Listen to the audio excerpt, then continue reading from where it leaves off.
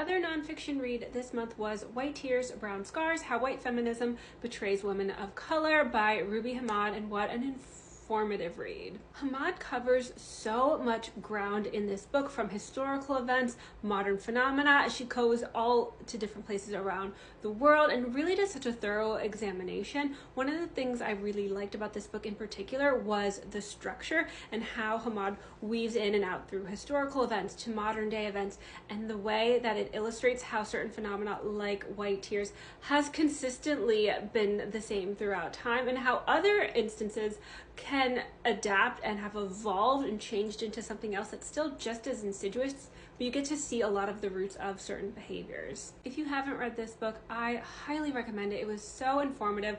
I listened to the audiobook, but I really wish I got the physical copy because it's just so insightful. She gives you a lot to really chew on and think about, and so I think it'd be a great book to have to annotate and tab, and so I would love to get it at some point. It's also just a really interesting time that I read it. So I finished it maybe a week or two ago. It was shortly before the Oscar nominations were announced, and so there was so much outrage over Greta Gerwig and Margot Robbie not being nominated.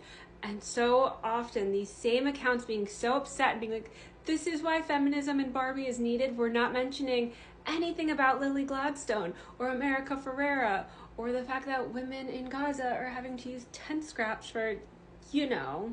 So while this book did come out a few years ago, it is still just a very, very timely subject, and if you have not read it yet, I highly recommend it.